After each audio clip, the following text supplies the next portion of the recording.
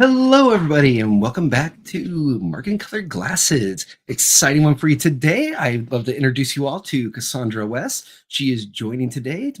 She's been in the marketing industry now for just over a decade, worked for a number of different companies, and then founded her own marketing agency called KL West and Company. And she's joining me today to talk about the marketing, a bit about her background and history, the state of marketing now, and kind of where we see things going for the future. So, welcome, Cassandra. Great to have you on. Thank you so much. It's an absolute pleasure to be here. I'm absolutely thrilled. Cool. So jumping in, I'd love to hear a bit about your journey. Kind of what's your career path looked like? I said, from my understanding, you've been doing this for a little over 12 years now, and now you're independent, doing your own thing, which I think is incredibly exciting. Tell me a bit about that journey. How did you get? Where did you start, and how did you get where you are today? Absolutely. So I started as a writer and I kind of fell into marketing. It wasn't my original intention, but once I discovered it, it was like my world had been blown wide open. And I did a little bit of everything from content creation to the tech side. And as I came through, I realized there's so much you can do. And storytelling is my passion, always has been. And that's one of the best things about marketing. So, as you kind of told everybody, one of the things that I was able to do was PR. And there I got on USA Today, and it was through really timely storytelling. So this was in 2019. I don't know if you remember, but around this time, the opioid crisis was Just everywhere hitting with the the head. Yeah. news. It was really bad. And people were looking for solutions.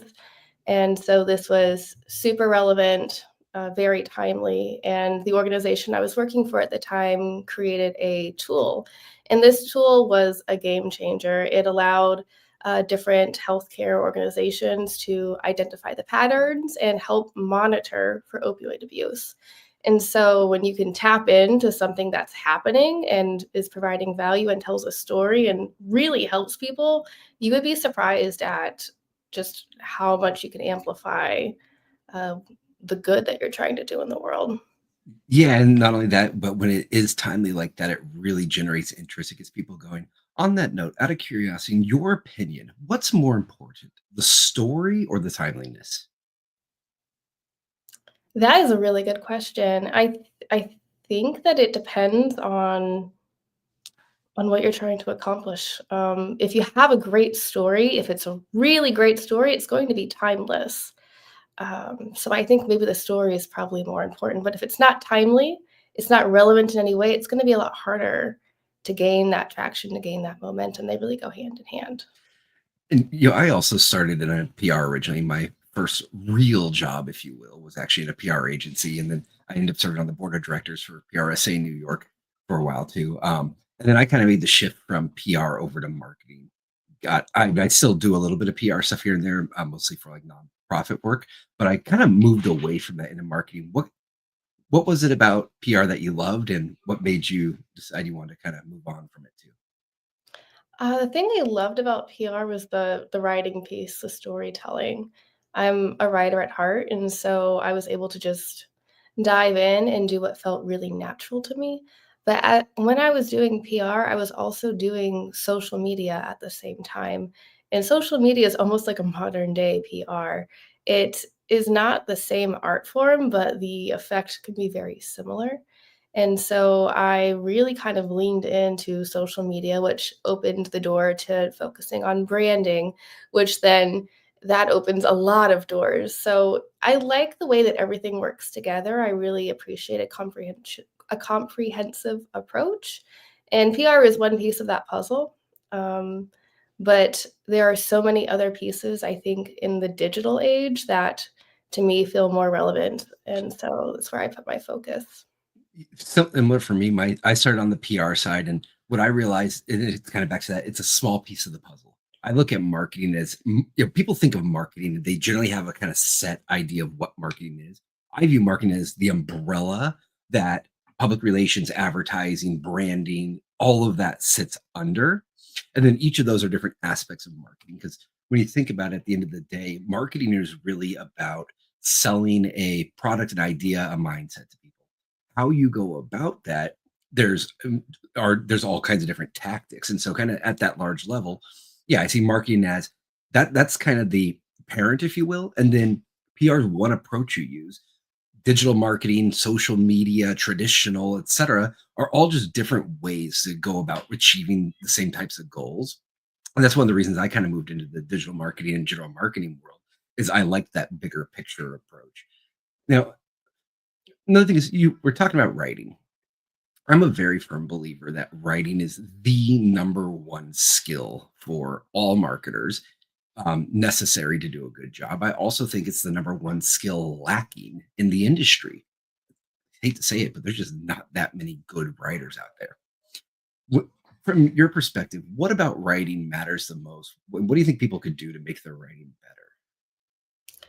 For me, this is going to be maybe not what you might expect to hear, but to be concise, to get to the point of what you're trying to say. So often I see writing that doesn't it's not clear. So it can be you can use a lot of really big words, you can sound really flowery, you can say this and this and this and this, but if I read it quickly, because everybody's in a rush these days, if I look at the page or the screen or my phone and I don't know what you're saying to me in 2 seconds, it's not I'd say it's not effective writing and it's going to fail your purpose. And so the most important thing to me is to be concise to the point.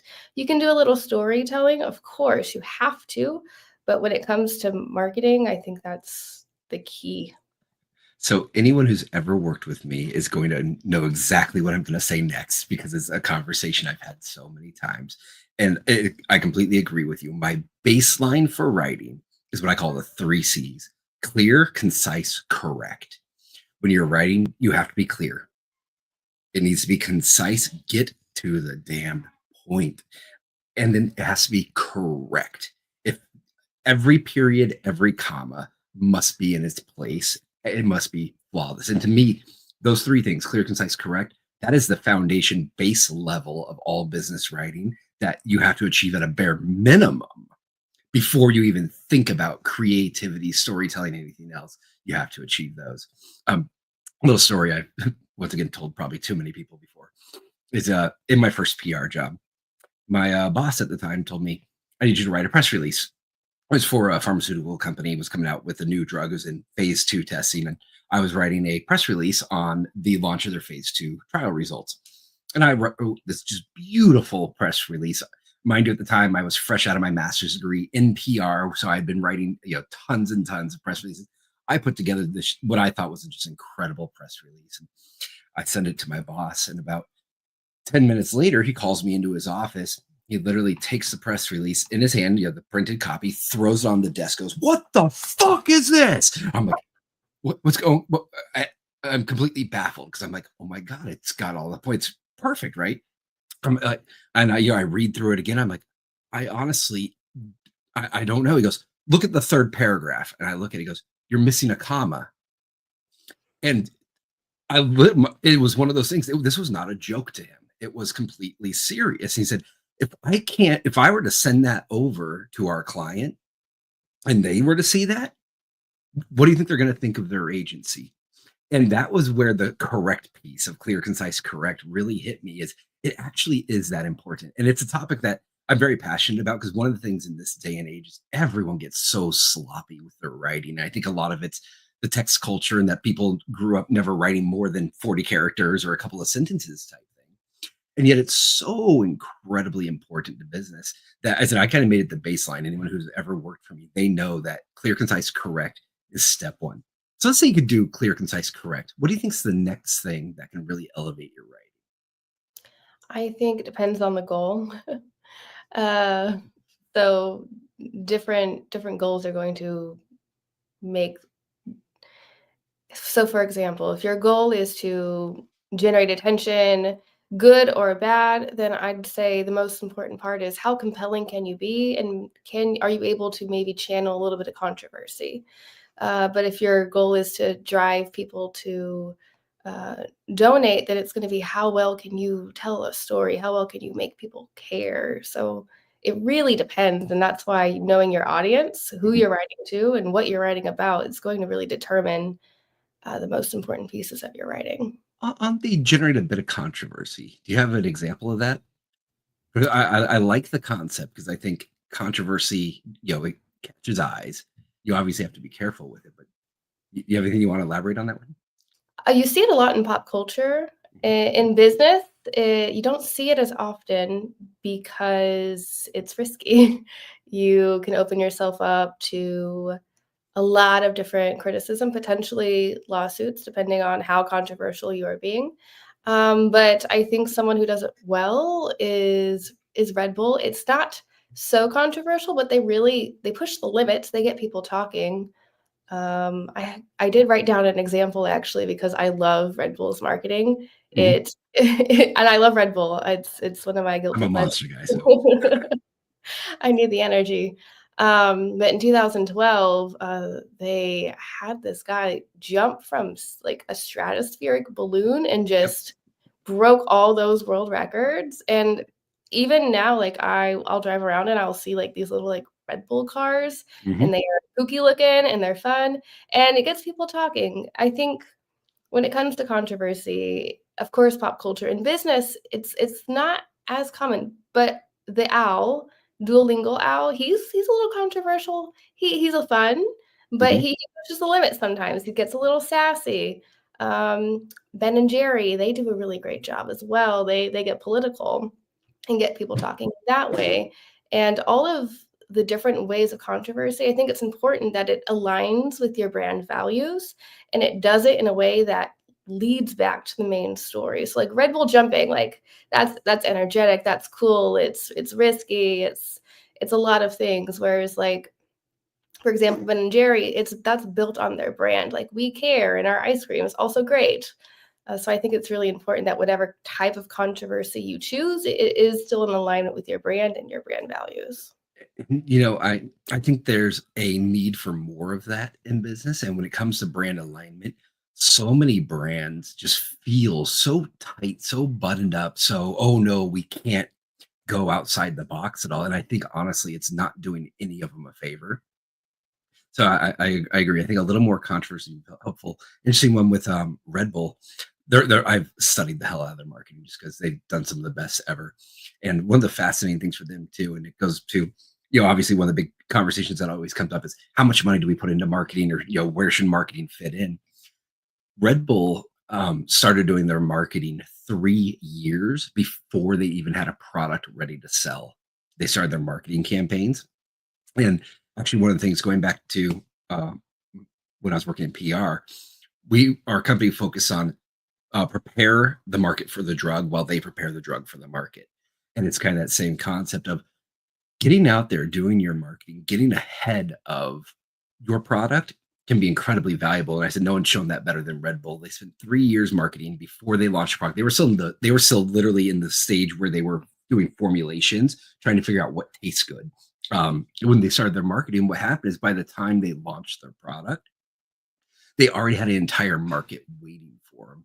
And with that brand and that edginess, they were able to get in front of the extreme sports people and all those types of areas, which was a undertapped market at the time. And it launched them off to instant success.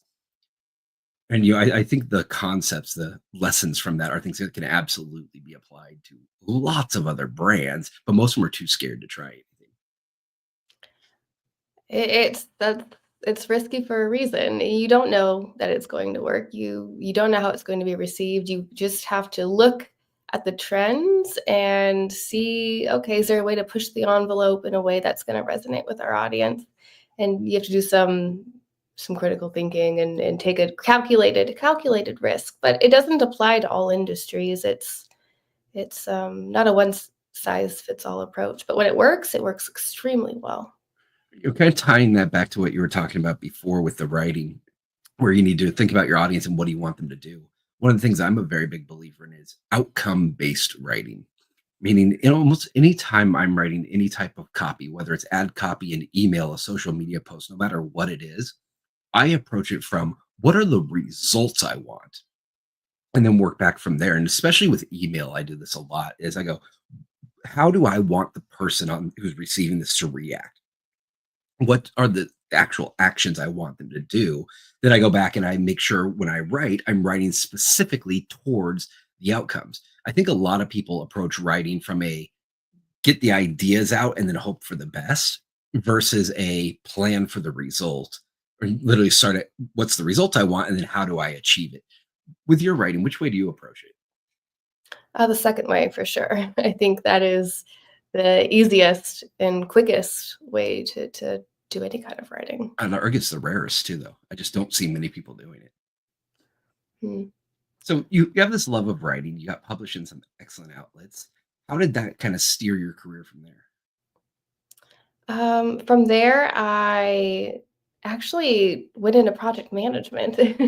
So I was doing a lot of content creation, teaching, presenting, creating, and strategy. And when I was doing that, I had my hands in a lot of different places. And I realized I loved the variety. Just like you, I think that all of the different aspects of marketing, the way they come together. I think it's really beautiful. I think it's really fun. And in those roles, I actually was doing quite a bit of that because you have the graphic design, you're coordinating with the editors, you're coordinating with other marketers, other social media people. It was a very large organization. So I went on to do that at a nonprofit. And then I was looking to the future and I realized technology is moving fast. And I want to be, in control of the way that I'm doing my marketing because it's going to be changing in a split second. And it did. And that's something I have to say is been interesting for me is when I was working in social media, I was telling people kind of like how it worked in ways that they didn't believe in. Now everybody knows it's like very common knowledge. The social dilemma came out, and people were coming to me, and they were like, "Can you believe this?" And I was like, "I told you that like 3 years ago, and you told me I was crazy." And then I was having flashbacks. Actually, I was telling everybody about AI, and I was like, "It's going to be like this. It's going to be like that." And they all laughed at me. They're like, "No, it's not gonna be like that, don't worry, like, this is really out of the ballpark," and now I'm seeing it, come to fruition, and it's very exciting, I think that AI is bringing a lot of opportunity to merge the creative and the technical and, um, with a new type of creativity, and I think the challenge is going to be how do we retain the the best practices of writing? How do we retain our authenticity while still using this new technology to really optimize what it is that we're doing? Do you think AI is going to take our jobs, if you will? Uh, I think it's going to change the workforce, but yes, before I think before we have learned how to integrate fully, I think that there is going to be some, we can say, disruption. Yeah, my thoughts on that is that you get on board now because basically embrace the AI. If you don't, you're going to be a dinosaur. You're going to go extinct because honestly, I would say 90% of the output of marketing agencies in general will be fully replaceable by AI within another 5 years.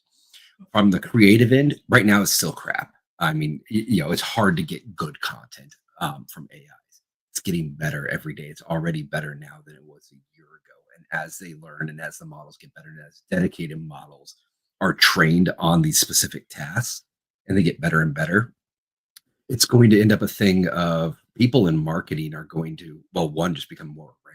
And they're really going to be more about guiding the strategy because I think AI is going to take the place of, it's going to take the place of creatives. It's going to take the place of platform managers. It's going to take the place of copywriters. It's literally going to take the place of almost everything except for the strategists who put it together. And even then, it's getting better and better at that. I mean, I don't think it's going to be too long until you could just say, here's my company, put your URL into, a AI and have it develop your entire marketing program. And then I think the next step from there is they get integrated into the platforms and they place your ads optimized for you, do the whole 9 yards. And I think we're going to end up extinct in this field at some point for those who have the money and means to play at that level. And I think where marketers like you and I are going to find our place is niche categories where the AIs just aren't good enough. or for the people who don't have access to them or are afraid of them, effectively the neo-Luddites in business who don't believe in it aren't going that way. But to me, it's a terrifying prospect. I don't know. Kind of, what are your thoughts around that? Do you think It I'm? is scary. I was listening to a podcast the other day, and it was like the AI crisis. Like, you go through a personal crisis in the very beginning because you're thinking, eventually, I I don't know, like, how do you compete with a super intelligent machine? And then the answer I eventually came to is you can't compete, you have to collaborate. And so to me, I'm viewing it more as like a creative tool to collaborate with and allow it to amplify the abilities that I already have. Because right now, and maybe this will change, and I'm sure it will, as it always is constantly evolving, but the way that it is now, it is not able to function as creatively as it does when you have a clear vision and you know what you're doing with it and you can really go really far. I'm working on developing some videos, which is not something I would have been able to do beforehand because I don't um like this is for someone who doesn't have the budget for a videographer. And so I have a videographer, but he doesn't have the budget for it. I'm thinking, oh, I still want to do these videos. What's a great way for me to do this on a budget? And AI can generate some gorgeous visuals. You got things that normally would take special editing and special effects, and now you can just type it in, get it generated in 15 seconds. Of course, you still have to take that, edit it, add your own. Like it's not there yet, especially in the video sense. It needs a I've been doing my podcasts on that. They're probably pretty boring ones, but just on how I use AI to write good content. Because right now you can't trust AI to develop good content. But what I found is I can write a 15-page white paper using AI in 4 to 6 hours, whereas that same white paper would have taken 15 hours prior. And it'll be just as good, if not better. The thing is, all that it's getting better, and all the complaints you currently see about AI from people, oh, well, the video's bad. I mean, you see it all the time on LinkedIn where it's, the ridiculous examples. It is. But what people, I think, are failing to recognize is that it's learning too. It's getting better. And kind of like when, we had a Moore's principle that the number of transistors on a chip will double every year. And basically, that's how we went from a computer the size of a warehouse that could work as a basic calculator to the fact that our cell phones are now supercomputers. That same concept is going to progress with AI, and it's just going to get exponentially better and better.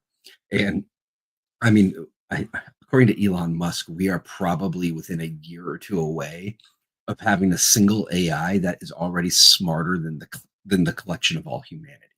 Mhm. Add to that fact that it's estimated that within 15 years to 20 years from now, there will be more robots on the face of this earth than people. Kind of makes me wonder, what are we doing?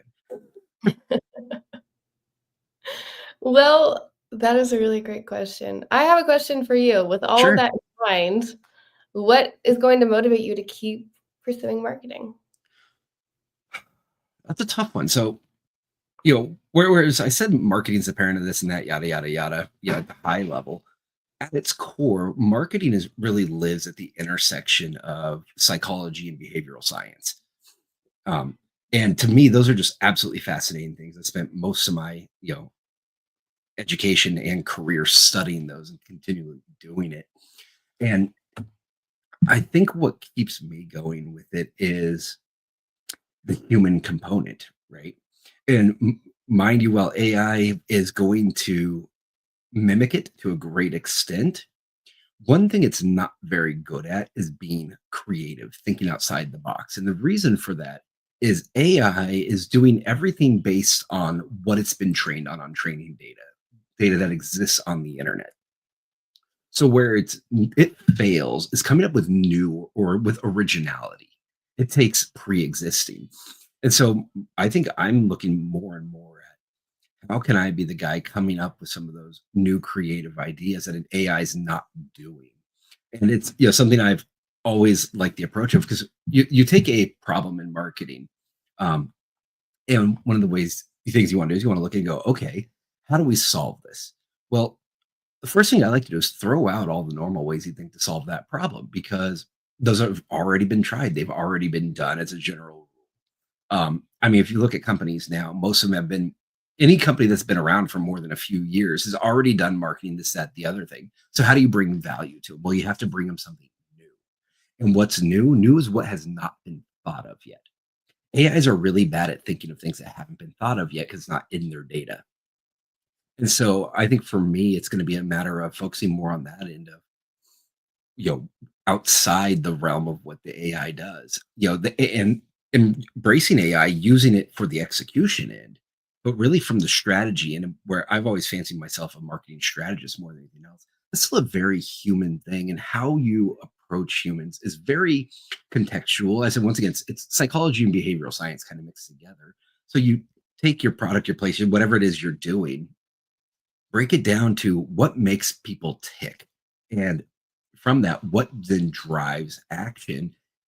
What has never been done in this scenario that we can now do that's going to drive in this direction? Once again, AIs are bad at it. Humans are generally bad at it too. I think the people who are some of the best at this, and they're people that I still don't fully understand because I'm not one, is creative directors. If you've ever worked with any brilliant creative directors, they come up with just like they come up with stuff out of the blue. Some of the best ad campaigns, everything you've seen, they just come from the minds of these creative directors who have these things. They storyboard it out and they run with it. I kind of do that same thing, not from a copy or a whatever standpoint, but from a strategy standpoint.